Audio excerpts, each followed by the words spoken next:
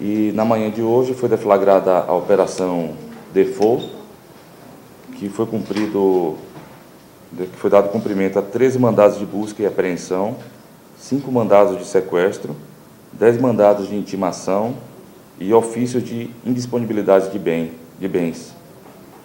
Os mandados foram expedidos pela Justiça Federal de Limoeiro do Norte, 15ª Vara Criminal, Dr. André Vieira de Lima, e o início das investigações aconteceu em outubro de 2014. E se trata de investigação de crimes contra o sistema financeiro. Em resumo, empréstimos fraudulentos do Banco do Nordeste do Brasil. Ao todo, participaram 57 policiais federais e os mandados estão sendo cumpridos nos municípios de Fortaleza, Limoeiro do Norte, Morada Nova, Tabuleiro do Norte, aqui no Ceará, e Mossoró, no estado do Rio Grande do Norte. A operação está acontecendo, as oitivas dos investigados estão acontecendo nesse momento, e o delegado que preside essa investigação é o Dr. Cláudio Carvalho, que está aqui ao meu lado direito, e eu passo a palavra para o Dr. Cláudio. Parabéns pelo excelente trabalho, Dr. Cláudio. Obrigado. A Operação Default, ela foi deflagrada para combater uma fraude que ocorreu no âmbito do Banco do Nordeste do Brasil. A Polícia Federal observou que uma organização criminosa se instalou nas estruturas de poder do Banco do Nordeste do Brasil. E, com isso, financiamentos foram concedidos para empresas que não tinham capacidade econômico-financeira para tanto. Esses financiamentos foram obtidos nos anos de 2009 e 2010, no espaço de tempo de 2 anos e 5 meses, da ordem de 41 milhões de reais. As empresas, logo após a obtenção dos recursos, elas entravam em insolvência. Por isso, o nome da operação, né? Default. Default, na linguagem financeira, seria, então, uma espécie de calote, onde ele foi premeditado desde o princípio. E, para tanto, contou com a colaboração de funcionários do banco, que desobedeceram normativos internos de segurança, chamado compliance das estruturas normativas do banco. Os financiamentos não foram pagos. Então, o que aconteceu com esse dinheiro? Os recursos obtidos serviram, de fato, para a compra de maquinários pesados, tratores, caminhões, caçambas. Mas as empresas que obtiveram os financiamentos, elas foram fechadas. Elas estão em inatividade. Enquanto que novas empresas, com outros nomes, foram abertas. Essas empresas estão operando com aquele maquinário.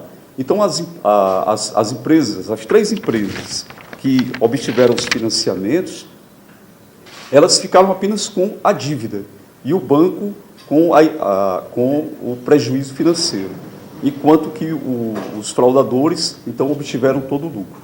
Então, isso causou um prejuízo da ordem de 41 milhões de reais ao Banco do Nordeste do Brasil. E é isso que nós estamos combatendo nessa operação de hoje.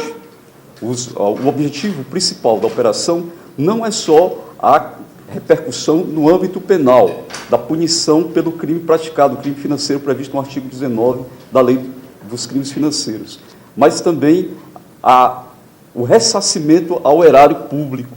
Então, os alvos, as casas das pessoas envolvidas, estão sendo realizadas buscas e apreensões, sequestros dos bens para o ressarcimento ao erário público. Olha, os alvos de hoje são 10 alvos, mas não se pode precisar que as pessoas envolvidas sejam só essas 10 pessoas. Funcionários, entre empresários e funcionários do banco, todos relacionados a esses fatos que estão sendo apurados. O que nós temos são 3 empresas, né? E elas atuam em todo o estado do Ceará. A locação de máquinas, elas atuam na área de locação de máquinas. Só que as máquinas atualmente não estão mais sendo locadas através das empresas que obtiveram os financiamentos. Outras empresas foram abertas para que esse serviço fosse prestado. As pessoas envolvidas, elas ocupam a diversos escalões do banco, mas os principais ocupam a função de gerência de agências e também de outros, da superintendência do banco.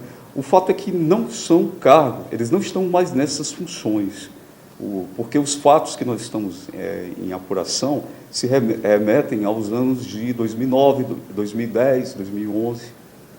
Então, naquele período, eles ocupavam essa função de superintendente e de gerente de agência.